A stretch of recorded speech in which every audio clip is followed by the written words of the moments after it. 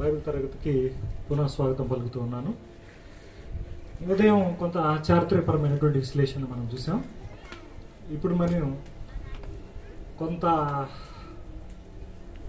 జటిలమైనటువంటి వరవతులగించేటువంటి ప్రశ్నకి జవాబుని మనం చూద్దాం. యాక్చువల్గా ఇది చాలా వరకు కూడా చాలా మందికి కాంప్లికేటెడ్. ఇది డీల్ చేయాలంటే ఎవరు కూడా ముందుకు రారు, కనీసం ప్రయత్నం కూడా చేయరు. ఒక కేవలం గతికవాదులు అంటే బ్రిటిష్లు తప్పించి ఈ వచనం మీద వ్యాఖ్యానం చేసేటువంటి వాళ్ళని నేను చూడలేను ఇంతవరకు. అయితే ఇది చెప్పబోయే ముందుగా నేను ఒక చిన్న ప్రశ్న మిమ్మల్ని అడగాలని చెప్పేసి ఆశపడుతూ ఉన్నాను. ప్రశ్న ఏంటంటే, what is the central message of Jesus Christ? యేసుక్రీస్తు వారి యొక్క బోధనలో ఉన్నటువంటి ప్రధానమైనటువంటి అజెండా లేకపోతే అంశం ఏంటి? ఆయన దేని గురించి బోధించాడు? ఆయన సెంట్రల్ టీచింగ్ ఏంటి? అసలు దేని గురించి ఆయన బోధించాడు? నేను చెప్పలా, ఏమి చెప్పావు? నీ పేరు కూడా గుర్తుపెట్టుకుంటా.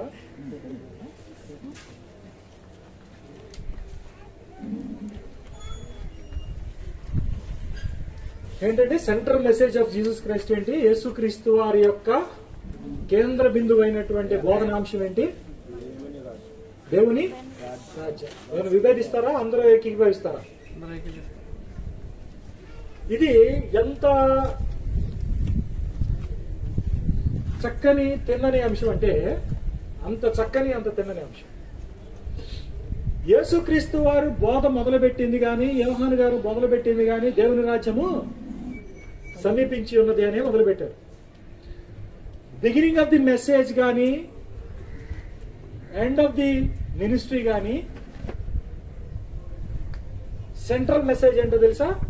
అంటే క్రీస్తు వారి పరిచర్య ప్రారంభములో లేదా ప్రారంభమవుతుందే దేవుని రాజ్యం సమీపించింది అనేటువంటి వర్తమానంతో. క్రీస్తు పరిచర్య ముగించబడుతుంది కూడా. అంటే ఆయన పునరుద్ధానుడయి చనిపోయి పునరుద్ధానుడయి తిరిగి లేచిన తరువాత కూడా 40 దినాలు వారికి అగుపడుచు బోధించినటువంటి అంశం కూడా దేని గురించి? దేవుని రాజ్యం గురించి బోధించాడు. ఎక్కడ కనపడుతుంది మనకి మాట? అపోస్తుల కార్యము 1వ అధ్యాయము 3-4 వచనాల దగ్గర మనం చూస్తే ఈ విషయం కనపడుతుంది. సో దేవుని రాజ్యం గురించింది అనేటువంటిది యేసుక్రీస్తు వారి పరిచర్యలో ఉన్నటువంటి కేంద్ర బిందువు అయినటువంటి బోధనాంశం. మనకేమీ ఎట్లాంటి డిస్టర్బెన్స్ లేదు, ఎట్లాంటి ఇది లేదు. ఇప్పుడు నా ప్రశ్న ఏంటంటే, దేవుని రాజ్యం సమీపించుచున్నది, దేవుని రాజ్యం సమీపించుచున్నది అనేటువంటిది బోధనాంశం.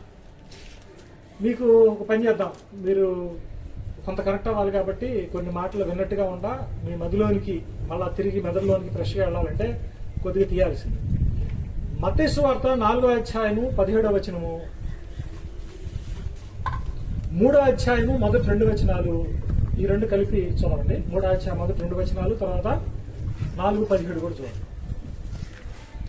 అప్పటి నుంచి యేసు పరలోక రాజ్యం సమీపించి కనుక మారు మనసు పొందుడని చెప్పుచు ప్రకటింప మొదలు పెట్టాను. ఇది యేసుక్రీస్తు వారి పరిచర్య ప్రారంభంలో ఆయన తీసుకొచ్చినటువంటి సందేశం యొక్క ఉద్దేశం. అంతేకాకుండా 3వ అధ్యాయం మొదటి 2 వచనాలు చూసినప్పుడు బాప్తిస్మం ఇచ్చేటువంటి యోహాను కూడా తీసుకొచ్చినటువంటి సందేశం ఏంటి? పరలోక రాజ్యము సమీపించున్నది, మారు మనసు పొందండి, మారు మనసు తగినటువంటి ఫలాలు ఫలించండి అనేటువంటిది ఆయన తీసుకొచ్చినటువంటి సందేశం.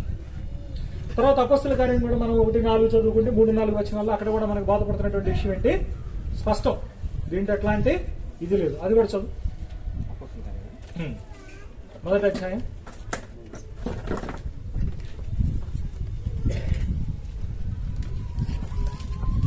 ఒకసారి తీస్తే మీరు కొద్దిగా లైన్లోకి వచ్చినట్టు ఉంటుంది. తర్వాత మనం అంశంలోకి వెళ్దాం.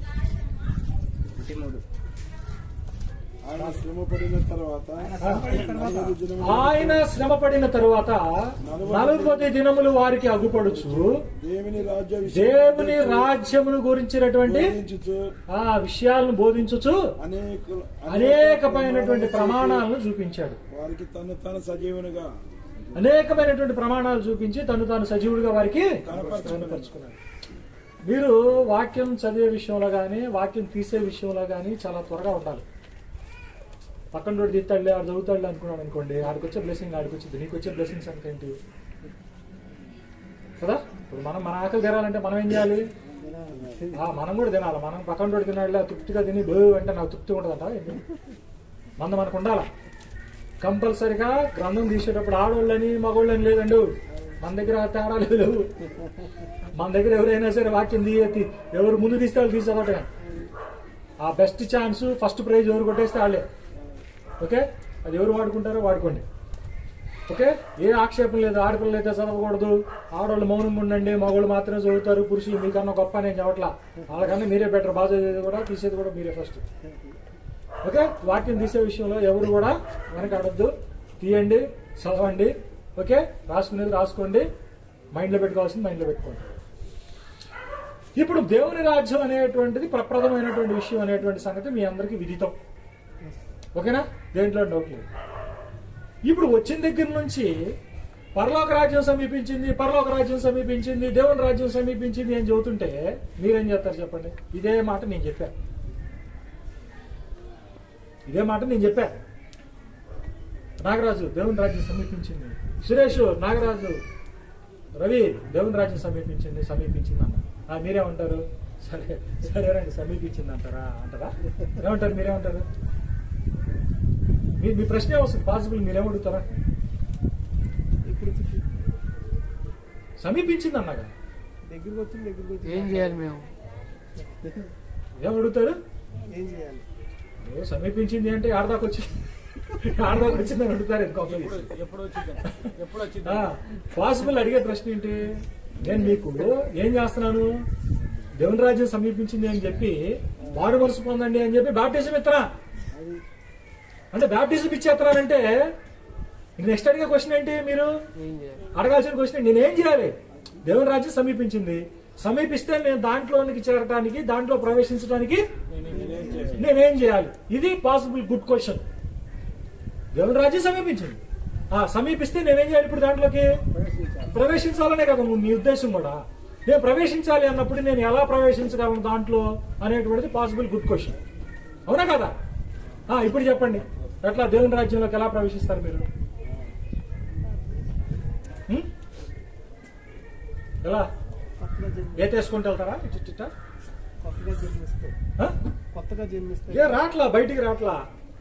దేవుని రాజ్యంలోనికి నేను కొత్తగా జన్మిస్తే చూడగలను. ఎలా ప్రవేశించాలి? ఎలా ప్రవేశించగలను? ఆత్మ మూలంగాను, నీటి మూలంగాను రక్షణ పొంది రక్షణ పొందాలి అనగానే మన వాళ్ళు పెద్ద షీల్డ్ గోల్డ్ మెడల్ తెచ్చుకుంటారు. తిన్నగా చెప్పాలి సమాధానం. కొత్తగా జన్మిస్తే కొత్త జన్మ ద్వారా రక్షణ రాజ్యంలో ఇది చాలా చాలా చాలా గుడ్ క్వశ్చన్. ఇది గుర్తుపెట్టుకోండి. ఇది మనకి ఎక్కడ కనపడుతుంది అంటే యోహాను సువార్త 3వ అధ్యాయానికి వెళ్ళండి.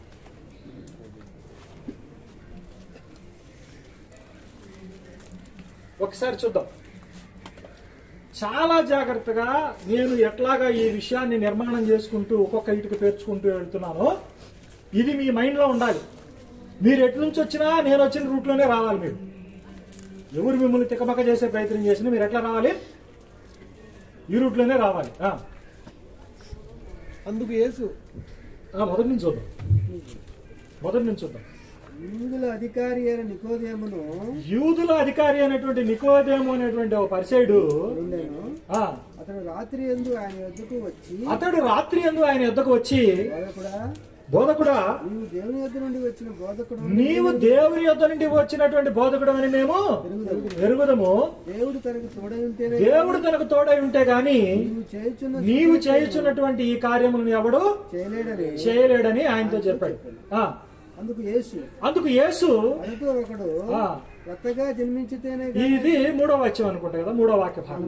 ఈ 3వ వాక్య భాగాన్ని చాలా జాగ్రత్తగా అండర్లైన్ చేసుకోండి.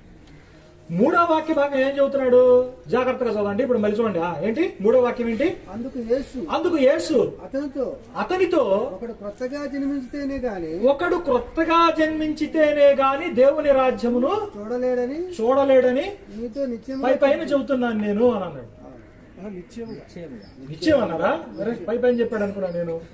అంటే డెఫినెట్ గా ఖచ్చితంగా చెప్పినటువంటి మాట ఏంటి, నువ్వు దేవుని రాజ్యాన్ని చూడాలి అని అనుకుంటే ఏం చేయాలంట, కొత్తగా జన్మించాలి అని అన్నాడు. ఇదేగా రవి చెప్పింది.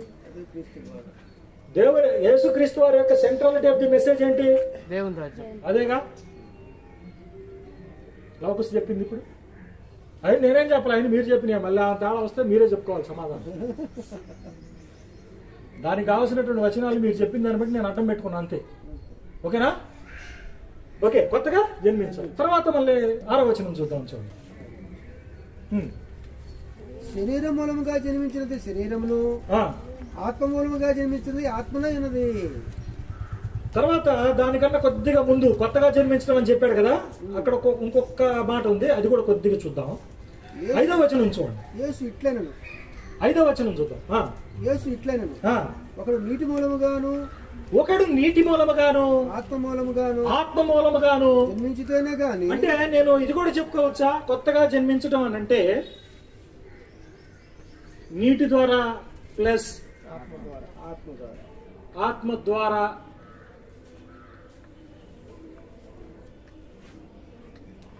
జన్మించటం అని చెప్పుకోవచ్చా? కొత్తగా జన్మించడం వల్ల ఈ రెండు అన్న ఒకటే. అంతేగా. 3వ వచనంలో ఏమన్నాడు, ఒకడు క్రొత్తగా జన్మించితే గాని దేవుని రాజ్యమును చూడలేడు అని అన్నాడు. 5వ వచనంలో ఏమన్నాడు, నీటి మూలముగాను ఆత్మ మూలముగాను జన్మించితేనే గాని దేవుని రాజ్యము ప్రవేశింపలేడు అని అన్నాడు. చూడటం గాని ప్రవేశించడం గాని బోత్ ఆర్ సేమ్ ఫంక్షన్, ఒకే ఫంక్షన్. అక్కడ ఒకే ఫంక్షన్ జరుగుతుంది. అంటే యేసు ప్రభు వారు ఎక్కడ దేవుని రాజ్యం గురించి బోధించినా ఏ అంశం వచ్చి ఉండాలి, లేకపోతే ఓన్లీ పొడుపు కథ వేసి ఇప్పకుండా వెళ్ళిపోయాడా? సపోజ్ అనుకుందాం, ఇంకా అది అట్లాగే పొడుపు కథ వేసి ఇప్పకుండా కనుక పోతే మరి అప్పుడు జనాల సంగతి ఏంటి? అర్థమవుతుందా? నేను అడిగిన మాట అర్థమవుతుందా? అంటే ఏమవుతుంది, సహజంగా దేవుని రాజ్యం గురించినటువంటి బోధ వచ్చినప్పుడు ఎల్లా కూడా ఆటోమేటిక్ గా దాని వెనుక ఉన్నటువంటి సందేశం ఏమై ఉంటుంది, కొత్తగా జన్మించాలి. దేవుని రాజ్యంలోనికి వెళ్ళాలంటే మీరు కొత్తగా జన్మించాలి, దేవుని రాజ్యం చూడాలంటే మీరు కొత్తగా జన్మించాలి. ఇది అల్టిమేట్ మెసేజ్ ఇది. కానీ మనకు రాసేటప్పుడు ఏమి రాసి ఉండొచ్చు, 4 ఫ్రంట్ అబ్జర్వేషన్స్ ఏవైతే ఉంటాయో, అంటే ముందస్తు గతిన చర్చించబడిన లేదా ప్రధానమైనటువంటి మౌలిక అంశాలు అవి ముందు చర్చలో ఉండొచ్చు, అవి రాసి ఉండొచ్చు మనకి. కానీ వాస్తవం ఏం జరుగుతుంది, మూత తీసారు అంటే బాటిల్ అందరికి బాటిల్ ఇచ్చారు అని అనుకోండి, మూత తీసిస్తారా, మూతనే ఇస్తారా? మూత లేకుండా ఎప్పుడుతో తీసుకొచ్చిస్తారా? మీకు కంపల్సరీగా ఏముంటుంది, అప్పటికప్పుడు ఫ్రెష్ గానే తీసియాలి, అప్పటికప్పుడు బాటిల్ మూతన్నా మీకు అప్పుడు మీరు తీసుకొని తాగుతారు. So freshness of the message అనేటువంటిది కనుక మీరు చూసుకుంటే కంపల్సరీగా దేవుని రాజ్యం బోధించబడ్డటువంటి చోట కొత్తగా జన్మించాలి అనేటువంటి ఆవశ్యకత అనేటువంటిది బోధించబడి ఉంటుంది. విచిత్రం ఏంటో తెలుసా, ఈ సంభాషణ ఎంత విపులమైనటువంటి సంభాషణ యోహాను సువార్తలో ఉన్నటువంటి సంభాషణ మరెక్కడా కనపడదు. దేవుని రాజ్య పర్యటన గురించి అంత విపులంగా ఉన్నటువంటి చర్చ సువార్తల్లో ఉన్నట్టుగా మరెక్కడా కనిపించదు. గుర్తుపెట్టుకోండి. ఇప్పుడు ఈ 5వ వచనం అనేటువంటిది ఏంటి, నీటి ద్వారా జన్మించడం ఆత్మ ద్వారా జన్మించడం అనేది గమనించాలి. తర్వాత ఒకసారి 12వ వచనం చదవండి. 12వ వచనానికి నేనేం సమాధానం చెప్పట్లేదు, కానీ ఆశ్చర్యం కలిగించేటువంటి ఒక మాట చెప్తాను, దాని తర్వాత చూద్దాం. అయితే 5 పూర్తిగా చదవండి, 5 పూర్తిగా కంప్లీట్ చేయండి. యేసు ఇట్లా నేను ఒకడు నీటి మూలముగాను ఆత్మ మూలముగాను జన్మించితేనే గాని దేవుని రాజ్యంలో ప్రవేశింపలేడని నీతో నిశ్చయముగా చెప్పుచున్నాను. మళ్ళీ అట్టగా చదువుతున్నాడా? పైన అన్నావు కదా నిశ్చయంగా, అదే చదివావా ఇది పొరపాటున? మళ్ళీ అన్నాడా? ఆహా, నిశ్చయముగా అనే మాట పైన 3వ వచనంలో వచ్చింది, 5వ వచనంలో కూడా వచ్చింది. అప్పుడు మన సైంటిస్టు ఏమడుగుతున్నాడో చూద్దాము. 4వ వచనంలో అందుకు నికోదేము ఎలాగో జన్మించగలడు? ఏమన్నాడు? ముసలి వాడైన మనుషుడు ఆ, ఎలాగ జన్మింపగలడు? ఇప్పుడు ఈ కొత్తగా జన్మించడం అనేటువంటి టాపిక్ రాగానే ఏ ఇష్యూ బయటకు వచ్చింది ఫోర్ ఫ్రంట్ లోకి? ఇతను కొంచెం వృద్ధాప్యం అన్నమాట, పెద్దోడు అనుకుంటా. మళ్ళీ తల్లి గర్భంలో పోయి మళ్ళీ ఎట్ట పుట్టి చేయాలంటే ఈ భౌతికంగా భౌతికమైన విషయాలు. ఇప్పుడు కొత్తగా జన్మించడం అంటే ఏంటి? మళ్ళీ ఏం చేయాలి మనిషి? రెండవ వారు తల్లి గర్భమందు ప్రవేశించి జన్మింప జనరల్ అండర్స్టాండింగ్ ఏంటి? భౌతికంగా మళ్ళీ పుట్టాలా, మళ్ళీ పుట్టాలని. దీన్ని మనం ఏం రాసాం ఇక్కడ? భౌతికంగా పునరుద్ధానం. పునరుద్ధానం లేదా భౌతికంగా మళ్ళీ జన్మించడం అనేటువంటి అండర్స్టాండింగ్ తో ఉంది. పాపులర్ పర్సెప్షన్ అంటే ఏంటి? అధికులు ఏమనుకుంటున్నారు? ప్రభు కొత్తగా జన్మించాలని చెబితే భౌతిక అప్పుడు మామూలుగా శరీర సంబంధం ఆ, కలుగుతుంది. మళ్ళీ మళ్ళీ చెప్పండి ఏంటి? ఇది నాకు అర్థం కాల. భౌతికంగా శరీర సంబంధం కలుగుతుంది. ఏంటిది? భౌతిక శరీర జన్మ, భౌతిక జన్మ. భౌతిక చర్మ తల్లి గర్భంలోకి వెళ్ళి మళ్ళీ పుట్టాలి. సరే, ఇంకొక మాట అడుగుదామండి. ఒకటి జన్మించాలంటే ఏం చేయాలి? తల్లి గర్భంలో నుంచి రావాలి. తల్లి గర్భంలో పడాలంటే ఏమవ్వాలి? స్త్రీ పురుషులు కలవాలి, పెళ్లి. లీగల్ కదా, లీగల్ మ్యాటర్ కదా. పెళ్లి. అవి ఏముందండి ఇక్కడ కొడతారని చెప్పొద్దు. Legal matter. లీగల్ మ్యాటర్ ఏంటి? ఆ, ఏంది? పెళ్లి చేసుకుంటే జన్మ భార్య భర్తల యొక్క కలయిక ద్వారా పిల్లలు పుడతారు. ఇప్పుడు ఈ పిల్లలు ఏమవుతారు? పెళ్లి చేసుకుంటే ఏమవుతారు? ఇప్పుడు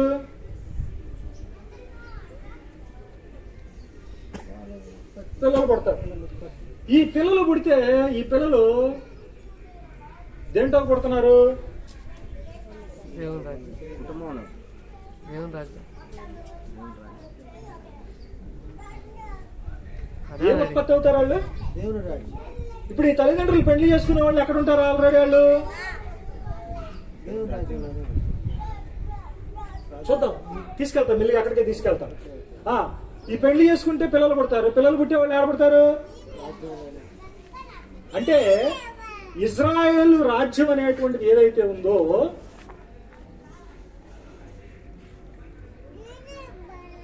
రాజ్యం అనేది ఎట్లా కొనసాగుతుంది? వివాహము, పెళ్లిళ్ళు, పెళ్లి చేసుకోవటం,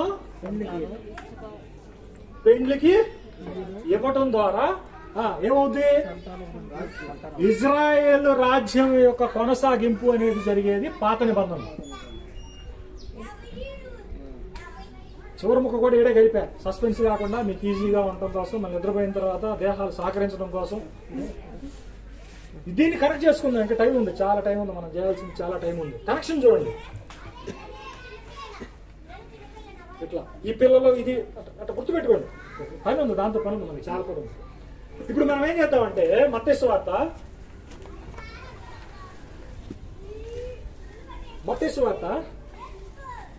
22వ అధ్యాయము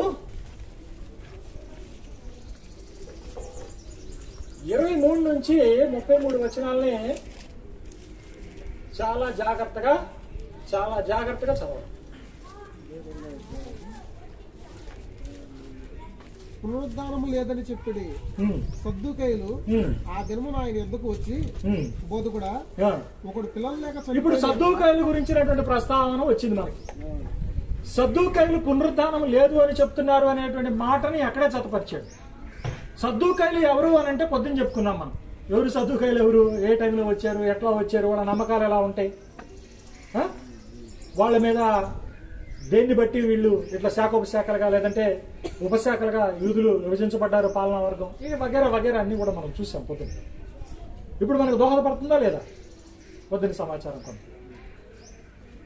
ముందు వాడెవడో ఏంటో ఏదో బ్రహ్మ పదార్థం అన్నట్టుగా అటు గాలిలో చూడకుండా సద్దుకాయలు అంటే పలానోళ్ళు అనే అవగాహన తెలుస్తుంది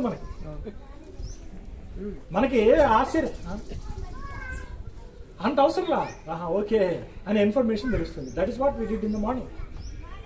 ఇప్పుడు చూడండి, పునరుద్ధానం లేదని చెప్పాడు. సద్దుకాయలు ఏం చేశారో చూద్దాం ఒకసారి. బోధకుడా, ఒకడు పిల్లలు లేక చనిపోయిన ఎడల, అరే నీకెందుకు వచ్చింది ఆ డౌట్? పునరుద్ధానం లేదని చెప్పాడు సద్దుకాయలు ఆయన దగ్గరికి వచ్చి ఆయన అడగటం ఏంటి అంటే ఆయన ఏం చెప్పు ఉండాలి? పునరుద్ధానం గురించి చెప్తే పునరుద్ధానం కొత్తగా జన్మించాలి అని అంటే ఏంటి అంశం ఏంటి? దాన్ని ఇంకొక పదం టెక్నికల్ గా చెబితే తిరిగి జన్మించడం, మళ్ళా జన్మించడం, పునరుద్ధానం, అదే పునరుద్ధానం జన్మించడం. అంతే. ప్రత్యామ్నాయ పదం చెప్పండి, మీకు ఈజీగా ఉంటుంది. ఇప్పుడు పునరుద్ధానం లేదని చెప్పాడు సద్దుకాయలు యేసు దగ్గరికి ఎందుకు వచ్చారా? యేసు దగ్గరికి ఎందుకు వచ్చారు? పునరుద్ధానం ఉందంటే వస్తారు, ఉందని చెప్పుంటాడు. అందుకే ప్రశ్న. పునరుద్ధానం ఉందని ఎక్కడ చెప్పాడు ఆయన? ఆయన చెప్పినటువంటి దేవుడి రాజ్యం అనేటువంటి అంశం చెప్పిన ప్రతిసారి ఏం చెప్పుండాలి ఆయన? కొత్తగా జన్మించాలని చెప్పాడు. కొత్తగా జన్మించడం అంటే వీళ్ళు ఏమని అర్థం చేసుకున్నారు? ఏమని అర్థం చేసుకున్నారు? ఇక్కడ రాశారు కదా, భౌతిక పునరుద్ధానం. భౌతికంగా జన్మించడం అంటే మనిషి తిరిగి చనిపోయి తిరిగి లేవడం అనేటువంటి అవగాహనతోనే ఉండాలి. అందుకని ఈ సద్దుకాయలు అనేటువంటి వాళ్ళు వచ్చి ఏం చేశారు? నువ్వు పునరుద్ధానం అని చెబుతున్నావు కదా, అంటే ఏంటి ఆయన చెప్పిన పునరుద్ధానం ఏంటి? దీన్ని ఇందాక 10వ వచనం చదవాలమ్మా. అది కూడా చూద్దాం. చూడండి, భలే ఆశ్చర్యంగా ఉంటుంది. అది భలే, నేను ఇది కోట్ చేసినప్పుడు చాలా మంది ఆశ్చర్యపోయారు. చూద్దాం. యేసు ఇట్లనెను, నీవు ఇశ్రాయేలుకు బోధకుడు అయి ఉండి వీటిని ఎరగవా? మేము ఎరిగిన సంగతి ఏ చెప్పుచున్నాము. ప్రభు ఆశ్చర్యపడి, ఏంది ఇశ్రాయేలు బోధకుడు అయి ఉండి నీవు ఈ విషయాలు ఎరగవా అన్నాడు కదా. 11వ వచనం చూడండి. 11 చదవండి. మేము ఎరిగిన సంగతి ఏ చెప్పుచున్నాము. మేము ఎరిగిన సంగతి ఏ చెప్పుచున్నాము. చూసిన దాన్నే సాక్ష్యం ఇచ్చున్నాం. 12వ వచనం చదవండి. 11 10 భూ సంబంధమైన సంగతులు నేను మీతో చెప్తా. భూ సంబంధమైన సంగతులు ఏంటి? కొత్తగా జన్మించటం, ఆత్మ ద్వారా నీటి ద్వారా జన్మించటం, ఎన్ని చెప్పుకొచ్చాడు పైన. ఎన్ని చెప్పేమన్నాడు? భూ సంబంధమైన సంగతులు ఇది మీరందరూ మొన్నదాకా ఏంది అసలు అది ఇది అని ప్రసంగాలు చేశారుగా. మళ్ళీ ఏమన్నాడు చూద్దాం, ఒకసారి చూద్దాం. 12వ వచనం జాగ్రత్త చూడాలి. భూ సంబంధమైన సంగతులు నేను మీతో చెప్తే, భూ సంబంధమైనటువంటి సంగతులు నేను మీతో చెబితే మీరు నమ్ముకున్నప్పుడు పరలోక సంబంధమైన మీతో చెప్పిన ఎడల ఏంటి? కొత్తగా జన్మించడం అనే దాని గురించే కదా పైనుంచి చర్చ. దేవుని రాజ్యంలో ప్రవేశించడం అనేటువంటిదే చర్చ కదా. ఇదన్నీ కూడా ఆయన ఎట్ట చెప్పాడంట? ఇంతకీ ఏం సంబంధం అని అంటే అన్ని భూ సంబంధమైన నేను చెబితేనే మీరు వినకున్నప్పుడు ఎవరన్నా దీంతో విభేదించారనుకో, నేను మళ్ళీ అడుగుతా, ఇంతకీ ఆయన ఏం చెప్పాడు అని మళ్ళీ నేను అడుగుతా. ఇంతకీ ఏం చెప్పాడు వాళ్ళకి? మర్మయుక్తంగా పరలోక సంబంధమైన చెప్పాడా? కానీ ఇవన్నీ అది ఏంది మరి విచిత్రం ఏంటి మరి? ఎందుకని they are going complicated for our understanding. మనకు ఎందుకో ఈ జటిలంగా మారుతున్నాయి అర్థం చేసుకోవడానికి.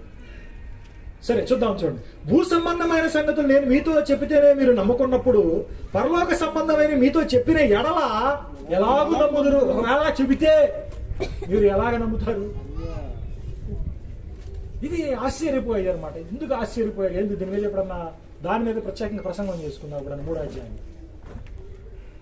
ఇది నేను ఒకసారి బాగా గుంటూరులో ఒక కాలనీ ఉంది, రాయపేట సాంబశివరావు ఇల్లు దాటిన తర్వాత ఈ లోథరన్స్ కాంపౌండ్ ఒకటి వస్తుంది, లేడీ పేరు మీద ఉంటుంది, దొరగారి పేరు కొనిచ్చారంట. ఆ ఏరియాలో మీటింగ్ పెడితే అప్పుడు చర్చిలో, లోథరన్ చర్చిలో ఒక బ్రదర్ వచ్చి అసలు ఏంటి ఇంత మ్యాటర్ ఉందా దాంట్లో అని చెప్పి బయటకు వచ్చి భయపడ్డాడు. ఏంది ఈయన ఇంత లోతుకు తీసుకెళ్తున్నాడు, ఏంది అట్టకెలుగుతున్నాడు, దాన్ని చండాడుతున్నాడు ఏంటి అని భయపడ్డాడు. అమ్మో ఇట్టుంటే ఎట్లా అండి, అంత లోతుగా ఉందా దీంట్లో మ్యాటర్ అని కొద్దిగా షాక్ అయ్యాడు. నాకు బాగా గుర్తు ఇప్పుడు కూడా. వెళ్ళి శ్రీనివాసాన్ని చెబుతున్నాడు, ఏందన్న అసలు ఆయన ఏంది అట్లా అవుతున్నాడు, దాన్ని అసలు దాని మీద ఎప్పుడో నేను అంత వివరంగా చెబుతుంటే నేను ఎప్పుడు లేదు, ఏంది అసలు 12వ వచనం ఉందన్న సంగతి కూడా నాకు తెలియదు అక్కడ అని ఆశ్చర్యపోయాడు. సరే చూద్దాం. 12వ వచనం అక్కడ కీ ఏది అధ్యాయాన్ని ఎక్స్ప్లెయిన్ చేసేటప్పుడు మనకి. ఓకే, తర్వాత మళ్ళీ ఇక్కడికి వద్దాం, మత్తయి సువార్తకు వచ్చేద్దాం. 22వ అధ్యాయము 23 నుంచి మనం చూద్దాం. ఇప్పుడు ఈ సద్దుకాయలు పునరుద్ధానం లేదని చెబుతున్నారు. పునరుద్ధానం లేదని చెప్పేట సద్దుకాయలు యేసుక్రీస్తు దగ్గరికి వచ్చి ఎందుకు అడిగారు అనేటువంటి దానికి సమాధానం ఇది. అర్థమవుతుందా? అర్థం కావాలి? అర్థమైందా? అర్థం కాదు. ఇప్పుడు నేను నీ దగ్గరికి వచ్చి మా ఇంట్లో ఒక ట్యూబ్ లైట్ పోయింది, నాకు పని చేయట్లేదు రవి, నువ్వు పని చేయాలి అని అడిగాను అనుకో, దాని అర్థం ఏంటి? ఎలక్ట్రీషియన్ అయి ఉంటాడు తను, అంతేకా కదా. అట్ట కాకుండా నాగరాజు నువ్వు ఇంట్లోకి వచ్చి ట్యూబ్ లైట్ బాగు చేయాలని నేను అన్నాను అనుకో, నాగరాజు ఏమనుకుంటాడు, ఏందన్నా ఏంది అడుగుతాడు ఏంది అన్న, నాకు ఎప్పుడు నన్ను దిగలేదు, స్కూ దిగలేదు, నన్ను అడుగుతాడు ఏంది? కాబట్టి అడిగారు అని అంటే ఎట్ట అడుగుంటారు అంటే సెంట్రల్ మెసేజ్ దేవుని రాజ్యం. దేవుని రాజ్యంలోకి ప్రవేశించాలన్నా, దేవుని రాజ్యాన్ని చూడాలన్నా ఒకడు ఏం కావాలా? కొత్తగా జన్మించాలి. కొత్తగా జన్మించడం అంటే వీళ్ళు ఏమనుకుంటున్నారు? భౌతిక పునరుద్ధానం. భౌతిక పునరుద్ధానం ఒకడు చనిపోయి తిరిగి లేవటం అనేటువంటి భ్రమలో ఉన్నారు. ఈ చనిపోయి తిరిగి లేవటం అనేటువంటి భ్రమలో ఉన్నారు కాబట్టి కొత్తగా జన్మించడం అనేటువంటిది ఫిల్లింగ్. ఈ ఫిల్లింగ్ కాబట్టి ఎట్టాగో చెబుతా, అది కూడా చెబుతాను. ఇప్పుడు ఫర్దర్ అడ్వాన్స్ అవుతుంది. ఏమవుతుందో చూద్దాం. బోధకుడా ఒకడు పిల్లలు లేక చనిపోయిన ఎడల అతని సహోదరుడు అసలు పిల్లలు ఎందుకు కావాలి? దేవుని పిల్లలు కావాలి.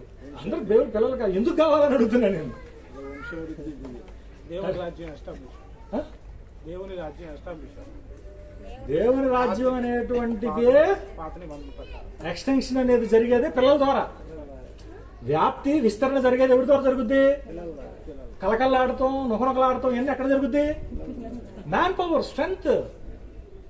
మనం ఎంత మంది ఉంటే అంత పెద్దది మంది, అంత ఎక్కువ ఉంటే అంత గ్లోరీ దేవుడికి. అందుకనే మీరు ఆది కాండం నుంచి కనుక వాగ్దానం చూసుకుంటూ వస్తే ఏమని ఉంటుంది? మీరు ఫలించి విస్తరించి భూమిని నిండించండి అని ఉంటుంది. మీరు ఎమ్మట నిర్గమాకాండంకి వెళ్ళంగానే వెళ్ళింది లింగులింగమంట 70 మంది చిలుకు. అక్కడికి వెళ్ళంగానే ఐగుప్తులు ఏమయ్యారు? మొదటి 6 వచనాల్లో చూడండి. నిర్గమాకాండం వాళ్ళు నిర్గమాకాండం చూడండి ఒకసారి చెప్తాను. చూడండి, నిర్గమాకాండం మొదటి అధ్యాయము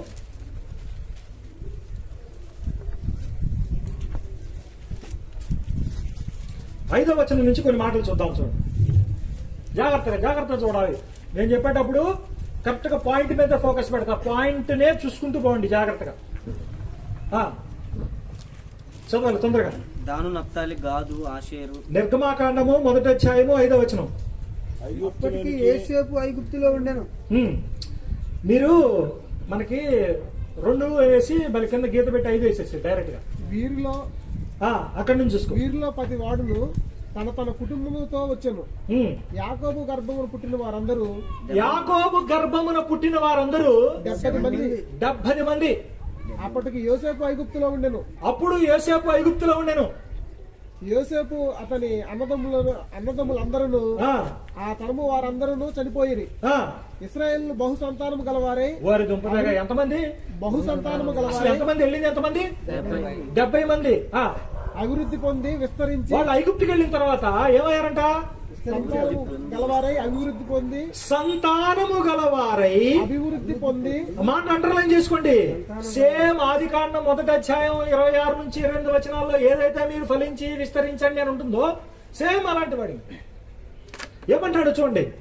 ఇజ్రాయెలు బహు సంతానము గలవారై అభివృద్ధి పొంది విస్తరించి అత్యధికముగా ప్రబలిరి, వారున్న ప్రదేశము వారితో నిండి ఉండెను అని అన్నాడు.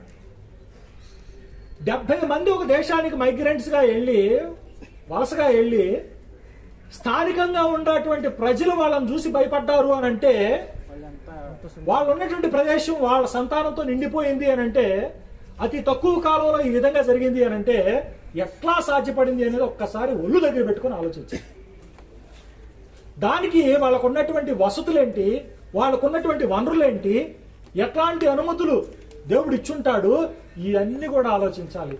ఎంత ఈర్ష్యపడ్డారు అని అంటే ఐగుప్తీయులు వీళ్ళని చూసి భయపడ్డారు, వీళ్ళని చూసి ఈర్ష్యపడ్డారు. ఓరి నాయను, వీళ్ళు కనుక ఎదురు తిరిగితే మనకే ప్రమాదం రా ఉనికి అని ఆశ్చర్యపోయేటువంటి జనాంగం అయ్యారు.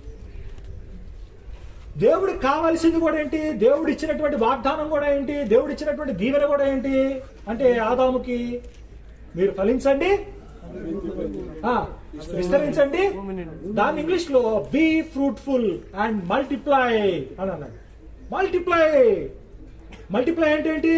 2 × 2 4 అట్లా వెళ్ళిపోతా ఉండాలి. మల్టిప్లై చేసుకుంటూ పోవాలా. గుణాహారమా తెలుగులో గుణకారం అన్న మల్టిప్లై అవ్వాలి. ఆ మల్టిప్లై అవ్వాలి అన్నట్టుగానే షార్ట్ టైం పీరియడ్ లో వాళ్ళు దాస్యం ఎన్నాళ్ళు 400 సంవత్సరాలు. 400 సంవత్సరాల్లో అక్కడ ఉండే స్థానికులే వాళ్ళు షాక్ తిన్నారు అని అంటే వెయిట్ చేసే రేంజ్ లో 70 మంది కలిసి అన్న 12:37 ఉంది వాళ్ళు ఎంతమంది ఏది లెక్క లెక్క ఎవరు అడిగారు?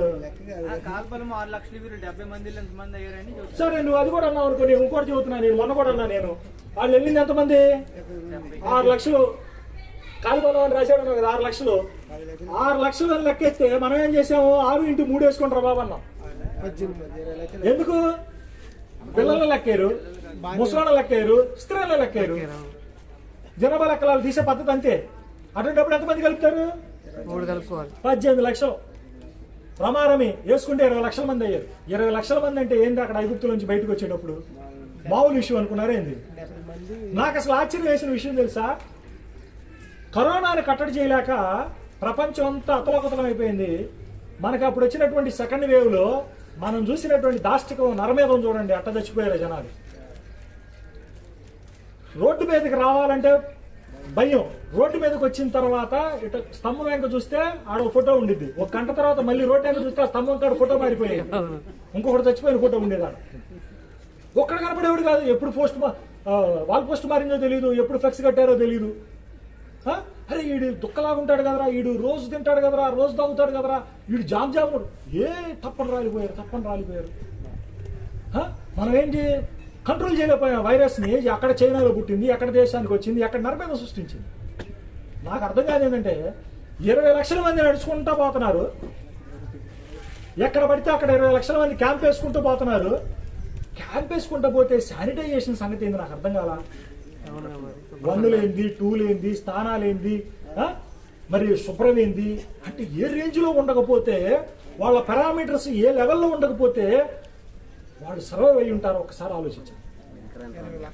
జలుబు వచ్చింది అని అంటే ఒక్కడ జలుబు వచ్చినాడు మధ్యలో కూర్చో అన్నాడు అనుకో, తెల్లారిపోతుంది మొత్తానికి వచ్చింది చుట్టూ కూర్చున్న వాడికి. మరి అట్లాంటి వాళ్ళు ఈ వైరస్ ని కానీ బ్యాక్టీరియాని కానీ ఎట్లా స్ప్రెడ్ ని, కంటామినేషన్ ని ఎట్లా ఆపుకున్నారు?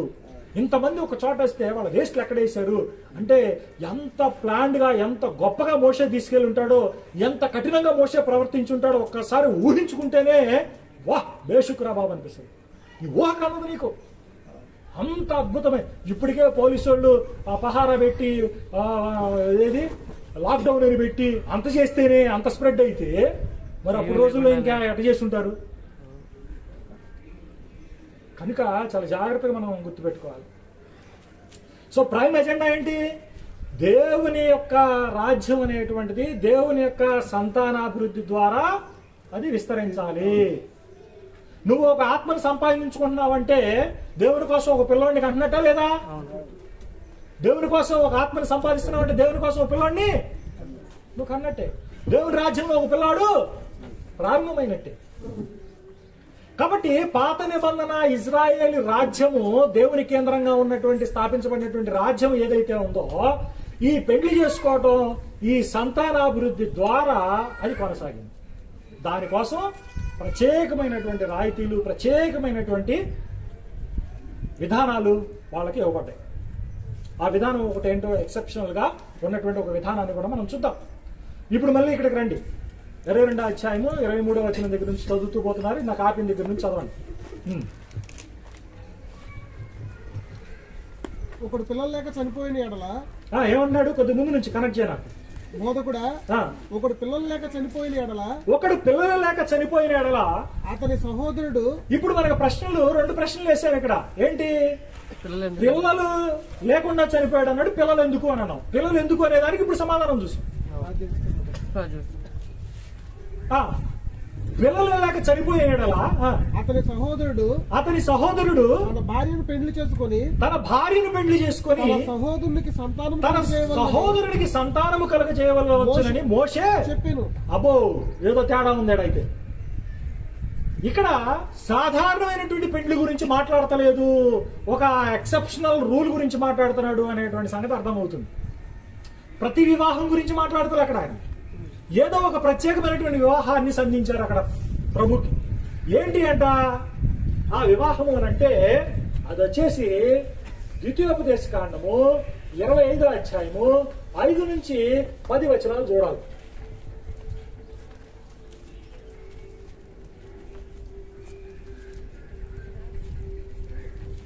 ఒకసారి అక్కడికి వెళ్ళి అది తీసి నా కోసం సిద్ధంగా ఉండండి. నేను ఎప్పుడు కోట్ చేస్తానో అప్పుడు చదవటానికి.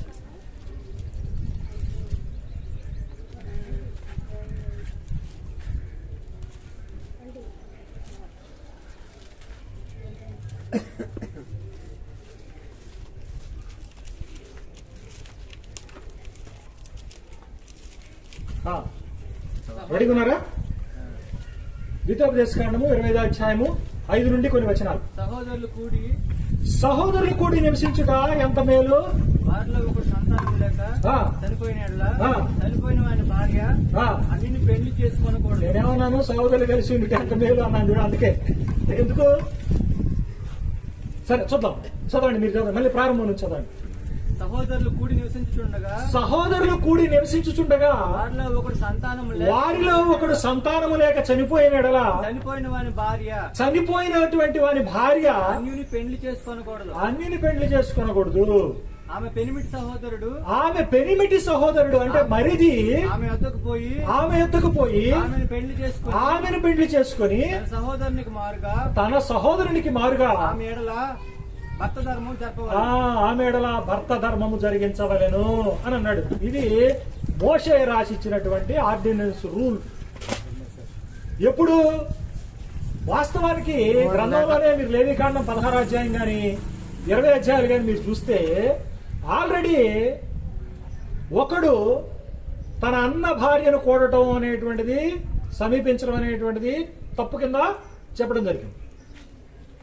అన్న బతికొండగా అన్న భార్యతో వ్యభిచరించడం అనేటువంటిది తప్పు, పాపం అది. కానీ మోషే ఇక్కడ ఏం చేశాడంటే ఒక ఎక్సెప్షనల్ అంటే ఒక అసాధారణమైనటువంటి ఒక ఆర్డినెన్సెస్ ఇచ్చాడు. ఏది? Exceptional case. అంటే ఎక్సెప్షనల్ కేసు అంటే ఏమనాలా? కొన్ని ప్రత్యేకమైనటువంటి పరిస్థితుల్లో ఒక చట్టం చేశాడు. ఏంటి ఆ చట్టం అంటే, ఒకవేళ అన్న గనక పిల్లలు లేక చనిపోతే, నోట్ దిస్ కేస్, ఎప్పుడు పిల్లలు లేక చనిపోతే ఏం చేయాలి అంటే తమ్ముడు వెళ్ళి భర్త ధర్మం జరిగించాలా. మరిది వెళ్ళి ఏం చేయాలా? అన్న ప్లేస్ లో భర్త ధర్మం జరిగిస్తే పుట్టేటువంటి పిల్లవాడు ఈడి పిల్లాడు అవడు, అన్న పిల్లోడు అవుతాడు. పుట్టేటువంటి వాడు ఎవరి పిల్లడు అవుతాడు? చనిపోయినటువంటి అన్న కొడుకు అవుతాడు. అన్న వంశం అనేది ఇక అక్కడి నుంచి వాళ్ళ తాకీదులో రాయబడతా ఉంటది. ఏమని? ఫలానా చనిపోయినటువంటి లేటు ఫలానా సుబ్బారావు గారి కొడుకు. కానీ బయోలాజికల్ గా శాస్త్రీయ కందవుడు తమ్ముడు మరిది. కానీ వాడు గణించబడుతున్నటువంటి లెక్క ఎవరిది? చనిపోయినటువంటి వ్యక్తి. కాబట్టి మరిది ధర్మం జరిగించేటువంటి వాడు తన వ్యామోహాన్ని బట్టో అంటే శరీర కారణాలను బట్టో కాదు, సంతానం కోసం. ఈ సంతానం అనేటువంటిది దేవుడు వాగ్దానం చేసినటువంటి భూమితో లింక్ అయి ఉంటుంది. ఎందుకంటే భూమి అనేటువంటిది ఆయా గోత్రాల మధ్య పంపకాలు జరిగింది. ఏ గోత్రానికి ఆ గోత్రానికి వాళ్ళ పాల పంపులు ఉన్నాయి. ఇవి ఈ సంతానం అనేటువంటి దాంట్లో ఆయా గోత్రాల్లో ఆయా భూభాగం అనేటువంటిది ఆయా వంశాల్లో కొనసాగాల్సినటువంటి అవసరం ఉంది. దానికి కాను ఏం చేశారు? ఒకరి సంతానం అనేటువంటిది అందరితో ఆగిపోకూడదు అనేటువంటి ఉద్దేశం మీద దానికి కొనసాగింపు ఉండి భూమి అన్యాక్రాంతం కాకూడదు అనేటువంటి ఉద్దేశంతో ఏం జరిగింది? ఈ రూల్ అనేటువంటి పెట్టడం జరిగింది. ఇది మనం ఎక్కడ చూస్తామంటే ఆదికాండము 38వ అధ్యాయం కనుక చూస్తే, ఆదికాండం 38వ అధ్యాయము 6వ వచనం చూడండి ఒకసారి. యోదా తామారు ఘటన దగ్గర చూస్తాం మనం. తన జ్యేష్ఠ కుమారుడైన యోరునకు తామారు అనే దానిని పెళ్లి చేశాడు. జ్యేష్ఠ కుమారుడికి ఎవరిని పెళ్లి చేశాడు? తామారు అనేటువంటి ఆమెను పెళ్లి చేశాడు. చదువు. యోదా జ్యేష్ఠ కుమారుడైన ఏరు, జ్యేష్ఠ కుమారుడైనటువంటి ఏరు యెహోవా దృష్టికి చెడ్డవాడు గనుక యెహోవా అతన్ని చంపెను. అప్పుడు యూదా ఓనానుతో ఓనానంటే ఎవడు? తమ్ముడు. నీ అన్న భార్య వద్దకు వెళ్ళి మరిది ధర్మము అని అన్నాడు. చూడండి, ఆ మాటను గుర్తుపెట్టుకోండి. దాన్ని హీబ్రూలో ఏమంటారంటే యుబుమ్ అంటారు. YIBBUM యుబుమ్ అని అంటారు. దీన్నే లాటిన్ లో లివరైట్ మ్యారేజ్ అంటారు.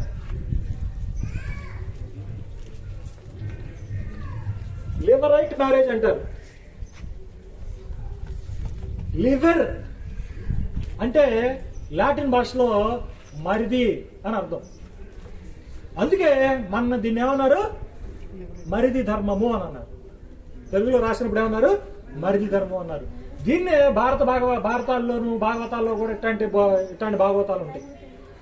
వాటిల్లో దీన్ని ఏమన్నారంటే దేవర న్యాయం అని అన్నారు. దాన్ని ఇప్పుడు బైబిల్ ఏదో చదివింది, ఏమన్నారు దాన్ని, మరిది ధర్మం అని చదివాం.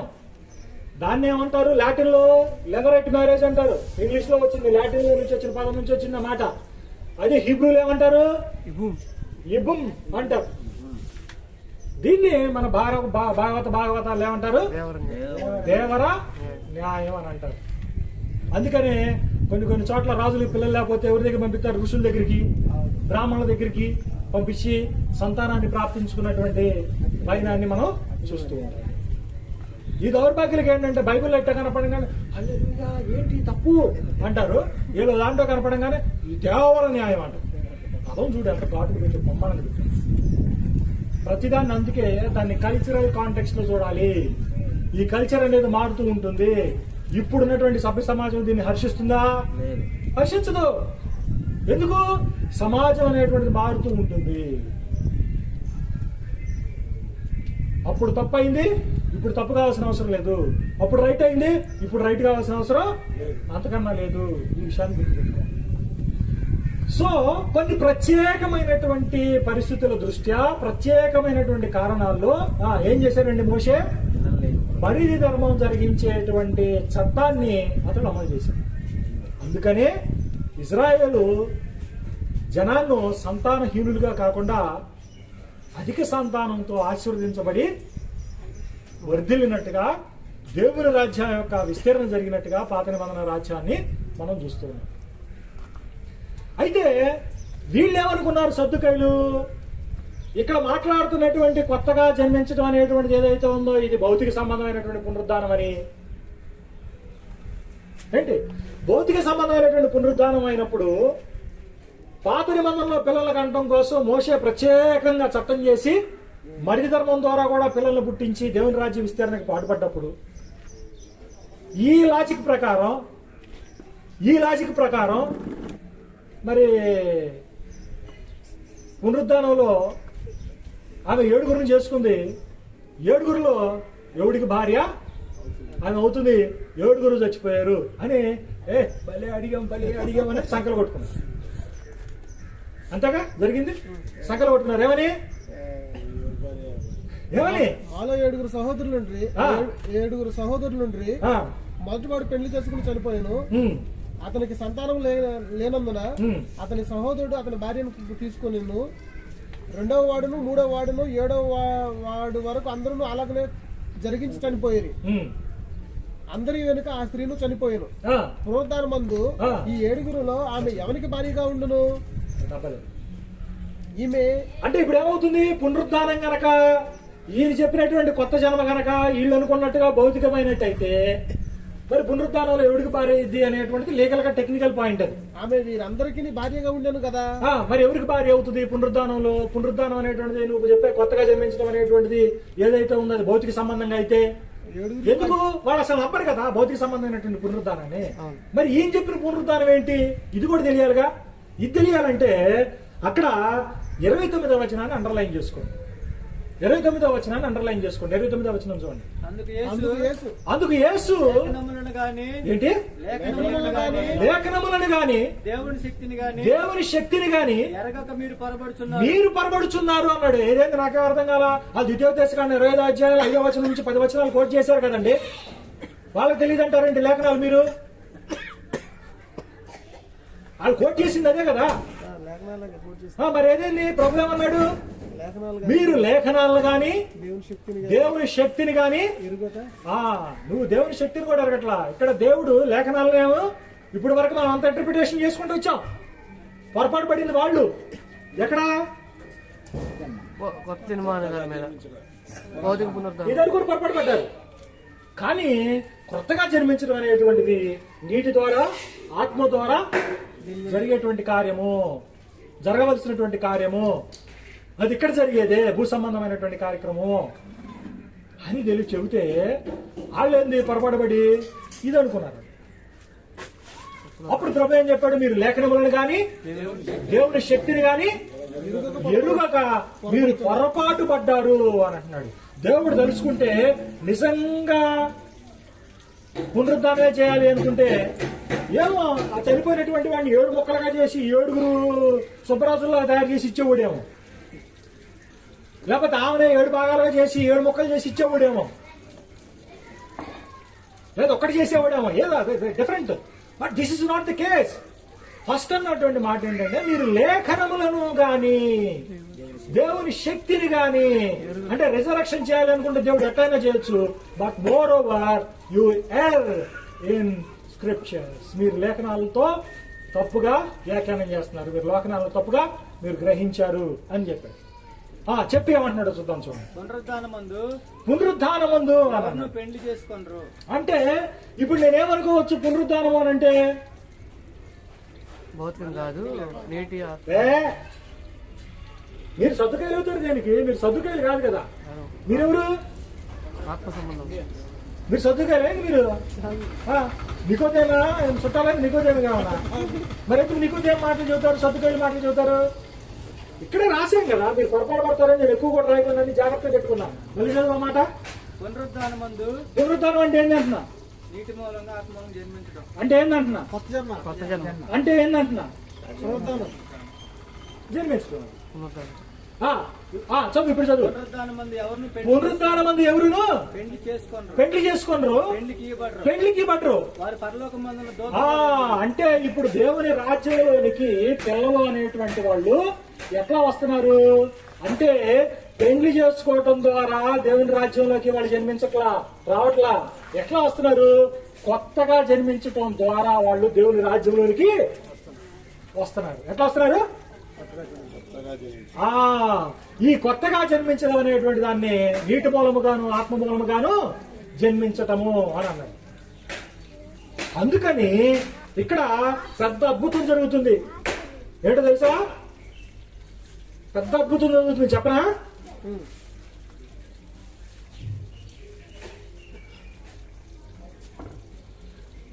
యెషయా గ్రంథము 56వ అధ్యాయము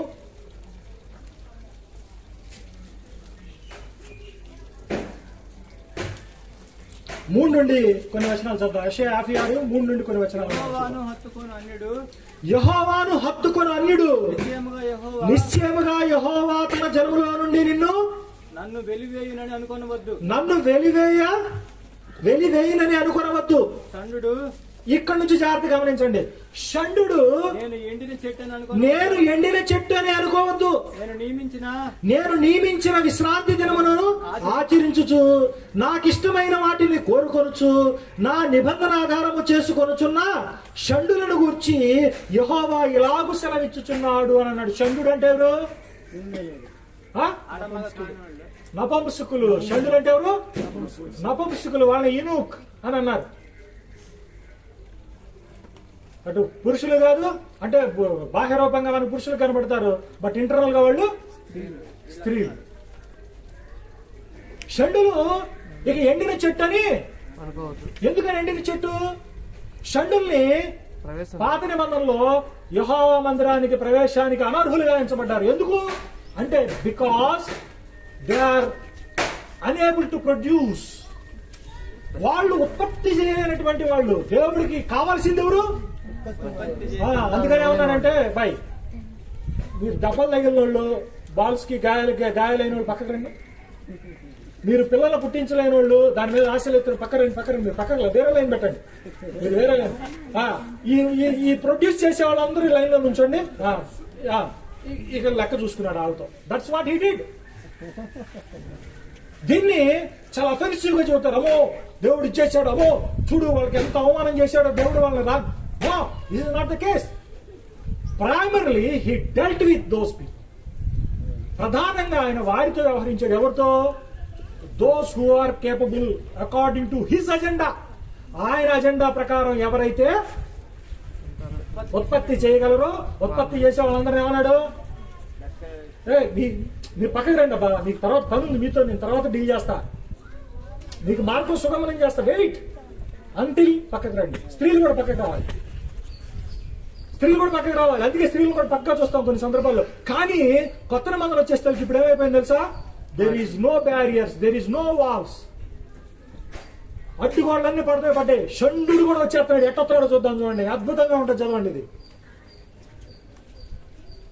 నా ఇంటను నా ఇక షండు నేను ఎండిన చెట్టని అనుకోవద్దు, నా నిబంధన ఆధారం చేసుకుని షండులను గూర్చి యెహోవా ఇలాగ సెలవిచ్చుచున్నాడు, నా ఇంట నా ప్రాకారములోను ఒక భాగమును వారికి ఇచ్చేదను, కొడుకులను కూతుళ్ళని అనిపించుకొనుట కంటే శ్రేష్టమైనటువంటి పేరు పెట్టుచున్నాను, కొట్టివేయబడని నిత్యమైన పేరును వారికి పెట్టుచున్నాను అని అన్నాడు.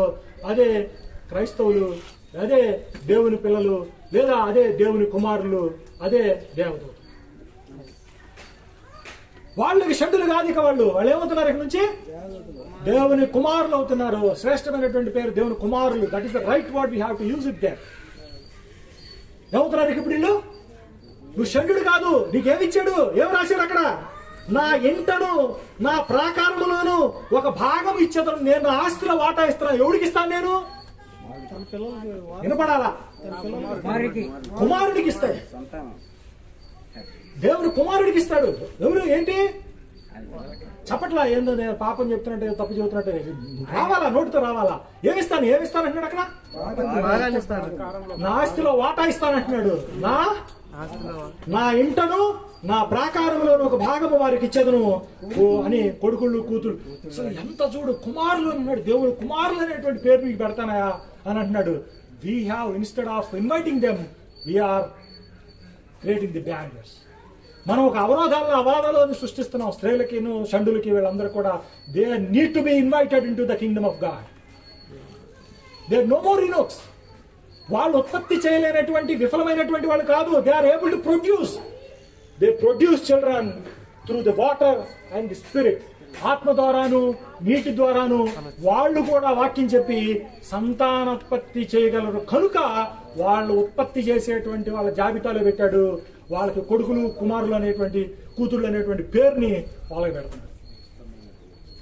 అందుకనే యోహాను రోమిలికి రాసిన పత్రిక 8వ అధ్యాయం 14వ వచనం, అదేవిధంగా గలతీయులకు రాసినటువంటి పత్రిక 3వ అధ్యాయం 26వ వచనం, అదేవిధంగా 1 యోహాను 3వ అధ్యాయం 1-2 వచనాలను కూడా చూడండి.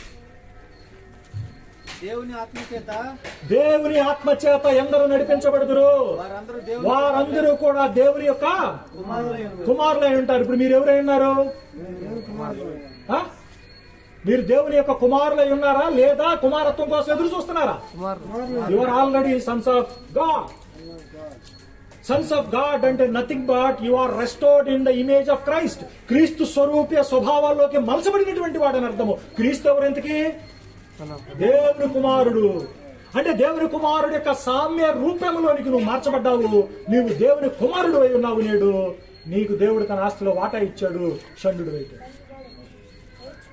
స్త్రీవైతే అందరిని ఏం చేశాడు? Inclusive gospel. That's why I call gospel is inclusive in nature. సువార్త అనేటువంటిది కలుపుకుంటుంది కానీ నిలుపుకోదు. అట్టగే నిలుపుదల చేతే నాకు పెట్టు, వీడిని ఇక్కడ పెట్టు, గోడ కట్టు, చుట్టూ గేట్లు. అందుకే I strongly differ with those ఎవనాల్ ఇన్స్టిట్యూషనల్ బ్యాక్గ్రౌండ్. ఎవడైతే గోడలు కట్టి, ఎవడైతే క్రైస్తవాన్ని, క్రీస్తుని పరిమితం చేస్తుంటాడో నేను వాటితో విభేదిస్తా. ఎందుకంటే క్రైస్ట్ ఈస్ ఫర్ ఆల్. యేసుక్రీస్తు అందరికీ ప్రభు. ప్రతి జనములో ఆయనకి భయపడి నీతిగా నడుచుకుని వారిని ఆయన అంగీకరించును. దట్స్ వాట్ అపోస్తలుల కార్యం 10వ అధ్యాయం 34, 35, 36 వచనాలు మనం చదివితే తెలిసే విషయం. అదవుతుందన్నమాట. తర్వాత మళ్ళీ అక్కడ చదవండి, అది కూడా కంప్లీట్ చేయని చెప్తాను. మత్తయి సువార్త 22. వాళ్ళు పునరుద్ధానం అందు ఎవరు కూడా పెళ్లి చేసుకోరు. ఇప్పుడు పునరుద్ధానం అనేటువంటిది ఏంటంటే కొత్తగా జన్మించినటువంటి వాళ్ళు, పెళ్లి ద్వారా వచ్చినటువంటి వాళ్ళు కాదు. వాళ్ళు ఎట్లా వచ్చిన వాళ్ళు? నీటి మూలంగా ఆత్మ మూలంగా ఆత్మ మూలంగా పైనుండి జన్మించినటువంటి వాళ్ళు, అంటే ఆత్మ కార్యము ద్వారా వాళ్ళు కుమారత్వాన్ని పొందుకున్నారు. అందుకనే మనం ఇది కూడా కంప్లీట్ చేయాలి, ఇది కూడా కంప్లీట్ చేయాలి. మీరు 8:14 చదివారు, తర్వాత గలతీ 3:26 చదివారు కదా. టక్ టక్ అని చెప్పాలి, నాకు ఆపకూడదు. మీకు ఇంపార్టెంట్ వర్సెస్ అయ్యి టైం అయిపోతుందని నేను ఫాస్ట్ లో అవుతున్నాను. 3:26 యేసుక్రీస్తునందు విశ్వాసం వలన మీరందరూ కూడా దేవుని యొక్క కుమారులై ఉన్నారు. మీరు కుమారులు, మీరు then you will remember that. మీరు ఎప్పుడు తెలుసుకుంటారు అది? కుమారులు అంటే ఎవరు? క్రీస్తు సామ్య రూపంలోకి మలసబడినటువంటి వాళ్ళు. క్రీస్తు ఎవరు? క్రీస్తు దేవుని కుమారుడు. That is the fundamental doctrine. అంతేగాని ఇక్కడ వాదనలో డిబేట్, ఏది ఆయన దేవుడు, ఎట్ట దేవుడు, ఎట్ట దేవుడు, కాట కాదు, ఈ నాన్ సెన్స్ ఆర్గ్యుమెంట్స్. ఇంటెన్షన్ ఏంటి, పర్పస్ ఏంటి, ఏం చెప్తుంది అనేటువంటి దాన్ని మించి మనం వెళ్ళిపోయి ఏదో మాట్లాడుకుంటా మన పాయింట్ ని డీవియేట్ చేసుకున్నాము. ఫండమెంటల్ ఎజెండా క్రీస్తు, ఫండమెంటల్ ఎజెండా ఏంటి, ఎట్లాంటి ఎజెండాతో ఆయన వచ్చాడు, ఎట్లాంటి ఎజెండాగా ఆయన మనకి రోల్ మోడల్ గా ఉన్నాడు, ఇవన్నీ కూడా మనం మర్చిపోతా ఉన్నాం. ఇది ఇక్కడ చాలా దారుణమైనటువంటి పరిస్థితి జరుగుతుంది. తర్వాత కంటిన్యూ చేయండి. 1 యోహాను 3వ అధ్యాయం. మనము దేవుని పిల్లలమని పిలువబడినట్లు తండ్రి మనకెట్టి ప్రేమను అనుగ్రహించాడు. చూడుడి, మనకేమిచ్చాడంట దేవుడు? దేవుని పిల్లలమని పిలువబడినట్లు మనకి ఎట్టి ప్రేమను అనుగ్రహించను చూడుడి అంటున్నాడు. So now we are all sons of God, we are the children of God. మనం దేవుని యొక్క పిల్లలమై ఉన్నాము అనేటువంటి విషయాన్ని మీరు తెలుసుకోవాలి. మీరు దేవుని పిల్లలై ఉన్నారు అని అంటే ఆయన యొక్క ఇంట్లో, ఆయన యొక్క ప్రాకారంలో, అంటే ఆయన యొక్క రాజ్యంలో మీరు హక్కుదారులు, వారసులు అనే సంగతి మీరు గుర్తుపెట్టుకోవాలి. అసలు డిస్కషన్ ఇది ప్రభు చెబుతున్నటువంటి బోధ. అయితే సద్దుకాయలు ఏమనుకున్నారు? పునరుద్ధానం అంటే భౌతిక సంబంధమైనటువంటి పునరుద్ధానం అనుకున్నారు.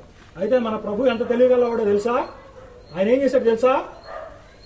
ఆయన బంధం వేస్తే విడిపించుకోవడానికి అవకాడోడికి ఇబ్బంది. ఎట్టాగో చూద్దాం, చూడండి. పునరుద్ధానమందు ఎవరును పెండ్లి చేసుకున్నారు, పెండ్లికి ఇయ్యబడరు, వారు పరలోకమందున్న దూతల వలె ఉందురు. దూతల వలె అన్నప్పుడు ఫుట్ నోట్స్ చేశాడు చూడండి, ఏమన్నాడు చూడండి. అనేక ప్రాచీన ప్రతుల్లో దేవుని దూతల వలె అని పాఠాంశము. తర్వాత మృతుల పునరుద్ధానమును గూర్చి నేను అబ్రహాము దేవుడను. దేవుని దూతలు అంటే మీరు రెక్కలుంటాయని అనుకోపాకండి. మెసెంజర్స్ ఆఫ్ గాడ్ అంటే దూతలు అంటే, దేవుని దూతలు అంటే ఏంటి? దూతలు ఏం చేస్తాయి? మెసెంజర్స్. ఈ మెసెంజర్స్ కాబట్టి మనం ఏం చేస్తున్నాము అని అంటే దూతల్లాగా సువార్త చేసి ఇతరులు ఏం చేస్తాము? కంటున్నాం, దేవునిలో కంటున్నాం, దేవుని రాజ్యంలో తీసుకొస్తున్నాం, దేవుని రాజ్య వ్యాప్తికి పాటుపడుతున్నాం. దేవుని కుమారులన్నా దూత సమానులన్నా ఒకటే, ప్రత్యామ్నాయంగా వాడే 2 పదాలు అక్కడ గమనించుకోండి. మీరు దీన్ని ఏం చేయాలి అంటే మార్క్స్ వార్త 12వ అధ్యాయము 18 నుంచి 27 వచనాలు, లూకాసు వార్త 20వ అధ్యాయము 27 నుండి 40 వచనాలు చూసుకోవాలి. అంతేకాకుండా మార్క్స్ వార్త 12వ అధ్యాయము 18 నుంచి 27 వచనాలు, 12, 18 నుంచి 27 మార్కు, లూకా 20వ అధ్యాయము 27 నుంచి 40 వచనాలు, మార్కు 12లో 25వ వచనం గుర్తుపెట్టుకోండి, అండర్లైన్ చేసుకోండి సపరేట్ గా. అంటే ఇక్కడ 30వ వచనానికి సమాంతరం అది. వారు మృతుల్లో నుండి లేచినప్పుడు పెళ్లి చేసుకుంటూ పెళ్లికి ఇవ్వబడరు కానీ పరలోకమందు దూతల వలె ఉంది. అది అంటే ఇప్పుడు మనం దేవుడు కుమారులమై ఉన్నాము అని అంటే దేవదూత సమానమై ఉన్నాము. Already we have resurrection life. Already మనం ఏంటి? పునరుద్ధానం పొందినటువంటి స్థితిలో ఉన్నాము. ఇది లాజికల్ గా కనెక్టెడ్ గా ఉన్నటువంటి ఇష్యూస్ ఇవన్నీ కూడా. తర్వాత చూద్దాం సార్. మీరు మత్తయి సువార్త కంటిన్యూ చేయండి, చెప్తాను. 31వ వచనం. మృతుల పునరుద్ధానం గురించి నేను అబ్రహాము దేవుడును, ఇస్సాకు దేవుడును, యాకోబు దేవుడునే ఉన్నానని దేవుడు మీతో చెప్పిన మాట. ఇది వాస్తవానికి ఏంటంటే నిర్గమాకాండం 3వ అధ్యాయం 6వ వచనం, 15వ వచనం, 16వ వచనం కనుక ఇవన్నీ మనం గమనిస్తే అక్కడ ఏముంటది? చాలా జాగ్రత్తగా గమనిస్తే దేవుడు మోషేకి ఏమని పరిచయం చేసుకుంటాడు తెలుసా? నేను అబ్రహాము దేవుడిని, యాకోబు దేవుడిని, ఇస్సాకు దేవుడిని పరిచయం చేసుకుంటాడు అక్కడ. మళ్ళీ అదే 15వ వచనంలో 16వ వచనంలో అబ్రహాము దేవుడిని అయినా ఆయన పరిచయం చేసుకుంటాడు అక్కడ. కానీ వాస్తవానికి ఆయన పరిచయం చేసుకునే నాటికి ఈ అబ్రహాము, ఇస్సాకు, యాకోబుల పరిస్థితి ఏంటి? మోషేకు పరిచయం చేసుకునే నాటికి చనిపోయి ఉంటాడు. కానీ ఇది పాయింట్ చూడండి, లిటిగేషన్ చూడండి. ప్రభు ఎట్ట లిటిగేషన్ చేశాడు, వాళ్ళ నోరు ఎట్ట మూపించాడు. కానీ సద్దూకాయలు ఏమి నమ్ముతారు? లేదని నమ్ముతారు. కానీ అబ్రహాము, ఇస్సాకు, యాకోబులు ఏమని నమ్ముతారు? చనిపోయినప్పటికీ కూడా వాళ్ళు బతికి దేవుని దగ్గర ఉంటారని నమ్ముతారు. వాళ్ళు పునరుద్ధానం నమ్ముతారు. వాళ్ళ దృష్టిలో అబ్రహాం గాని, ఇస్సాకు గాని, యాకోబు గాని ఎవరు? వీళ్ళు పితరులు. పితరులు ఏమై ఉన్నారు? సత్యానికి దుంపలేక పోయారు అనుకున్నారా? వాళ్ళు దేవుని దగ్గర ఉన్నారని నమ్ముతారు. వాళ్ళు అంటే దేవుని దగ్గర నమ్ముతున్నారంటే ఆల్రెడీ ఏంటి పాయింట్ ఏంటి? ఏమని నమ్ముతున్నట్టు? వాళ్ళు చనిపోయినప్పటికీ తిరిగి లేచి ఆయన దగ్గర కూర్చున్నారనే అర్థం. ఇప్పుడు సద్దుకాయలతో ఈ మాట అడిగాడు, మరి ఆయన సజీవులకే దేవుడు కానీ మృతులకు కాదు కదా అని అన్నాడు. లిటిగేషన్ అర్థమైందా మీకు? అర్థమైనా? సద్దుకాయలు ఏమంటారు? పునరుద్ధానం లేదంటారు. కానీ అబ్రహాము, ఇస్సాకు, యాకోబు అనేటువంటి వాళ్ళు ఎక్కడున్నారని నమ్ముతారు? దేవుని దగ్గర ఉన్నారు, అంటే సజీవంగా ఉన్నారని నమ్ముతున్నారు. కానీ ఇక్కడేమయ్యారు? వాళ్ళు భౌతికంగా చనిపోయారు. భౌతికంగా చనిపోయినప్పుడు కూడా అక్కడున్నారు, దేవుని దగ్గర సజీవులుగా ఉన్నారు. ఆ విషయాన్ని వీళ్ళు ఇండైరెక్ట్ గా చెబుతున్నారుగా. మరి ఈ సంగతి ఏంటి అని అన్నాడు. అనగానే ఏం చెప్తారు వాళ్ళ పరిస్థితి? ప్రజలది విని ఆయన బోధకు ఆశ్చర్యపడేది. ఊరి దుంప దగ్గర మనకే వేసాడు ఈయన. అర్థమైందని చెప్పింది, మనకే వేసాడు, మామూలుడు కాదు ఈయన అని స్టన్ అయిపోయింది. ఇది అద్భుతమైనటువంటి కాంటెక్స్ట్, అద్భుతమైనటువంటి సబ్జెక్టు. నిజంగా ఇది చెప్తున్నప్పుడు, కొద్దిగా ఆలోచిస్తున్నప్పుడు కొన్ని కనెక్షన్స్ కానీ, కొన్ని ఇష్యూస్ కానీ చాలా అద్భుతంగా ఉంటాయి. కానీ దౌర్భాగ్యం ఏంటంటే పునరుద్ధానం అనేటువంటి అంశం మీద మనకు ఉన్నటువంటి తప్పుడు అవగాహన, లేదంటే అక్షరార్థమైనటువంటి ధోరణి. రెండో విషయం ఏంటి అని అంటే, సువార్తల్లో ప్రైమరీ ఎజెండాస్, కాంటెక్చువల్ ఫోకస్ అనేటువంటిది లేకపోవటం వలన చాలా మంది ఏం చేశారంటే దీన్ని ఎగ్జిక్యూట్ చేసేటువంటి విషయంలో ఫెయిల్ అయ్యారని చెప్పాలి, అంటే విఫలం అయ్యారని చెప్పాలి దీన్ని వ్యాఖ్యానించేటువంటి క్రమంలో. అయితే దేవుని కృపను బట్టి మనకు తెలిసి మనకి ఇక్కడ దొరికినటువంటి ఆధారాలు ఎన్ని, ఇంత సమాచారం, మనం ఏమి పెద్ద అంటే మనం వెనకబడ్డాం అనే ధోరణిలో అయితే మనము లేము. మనం సందర్భానుచితంగా ఆలోచిస్తాము, మనం వ్యాఖ్యాన నియమాలను పాటిస్తాము, సరైనటువంటి దృక్కోణంతో మనం దీన్ని విశ్లేషిస్తాం కనుక ఇంత అద్భుతమైనటువంటి సందేశాన్ని మనం తెలుసుకోగలుగుతాం. కనుక మనం ఈ విషయాలను గుర్తుపెట్టుకోండి. నేను ఏ ఆర్డర్ ప్రకారం స్టార్ట్ అయ్యానో ఆర్డర్ ప్రకారం స్టార్ట్ అవ్వండి. నేను చాలా జాగ్రత్తగా స్టార్ట్ చేశాను. మీకు ఎక్కడి నుంచి స్టార్ట్ అయ్యావు? దేవుని రాజ్యం ఎజెండా, మెయిన్ ఎజెండా. దేవుని రాజ్యంలో ప్రవేశించాలంటే డిస్కషన్ వచ్చింది నికం దగ్గర. కొత్తగా జన్మించాలి. కొత్తగా జన్మించడం అంటే ఏమనుకున్నాడు ఆయన? భౌతికంగా జన్మించడం అనుకున్నాడు. దాన్ని ఇంకో మాటలో ఉన్నాడు, తిరిగి తల్లి గర్భమున ఎలాగో ప్రవేశించగలడు అని అన్నాడు. కానీ ప్రభు ఏం చెప్పాడు? నీటి మూలంగాను ఆత్మ మూలంగాను. ఇప్పుడు ఏమవుతుందంట? ఈ జన్మ ద్వారా ఏమవుతారు? జన్మించాలంటే మళ్ళీ పెళ్లి చేసుకుని వీళ్ళ లెక్క అయితే ఇట్ట రావాలి. ఇట్టొస్తే వాళ్ళు వేసిన క్వశ్చన్ క్రిటికల్ అయింది. కానీ ప్రభు ఒక అజెండా ఏంటి? స్పిరిచువల్. పైగా చివరికి వెళ్ళే తలకి వాళ్ళ నోరు ముప్పించాడా లేదా? నేను చెప్పిన ఎక్స్ప్లెనేషన్ కాకపోతే సమంజసంగా ఉన్న ఎక్స్ప్లెనేషన్ ఏందో మీరు ఇవ్వండి, మీరు ఎక్స్ప్లెయిన్ చేయండి, చూద్దాం. ఎవరికైనా సార్ ఓపెన్ ఇచ్చేయండి, ఓపెన్ ఇన్విటేషన్. ఇది కాదు, ఇట్లా కాదు, నిజంగానే చివరికి వచ్చేసరికి వాళ్ళు నోరు ముప్పించిన సంగతి కూడా జస్టిఫై చేశాను నేను. ఎట్లా చదవండి, అది కూడా చదివి ముగించుకుందాం మనం. ఆయన సజీవులకే దేవుడు కానీ మృతులకు దేవుడు కాడని వార్త చెప్పింది. జనులది విని ఆయన బోధకు ఆశ్చర్యపడ్డారు. అసలు ఆ మాట ఎందుకు చెప్పుకొచ్చాడు చెప్పండి? ఇప్పుడు ఆ మాట వాళ్ళతో ఎందుకు చెప్పాడు? ఇప్పుడు ఇక్కడ నోరు మూయించాడండి. మరి ఎట్లా అర్థమైందా? ఎందుకంటే వాళ్ళు ఏమని నమ్ముతారంటే అబ్రహాం చచ్చిపోయాడని నమ్మరు.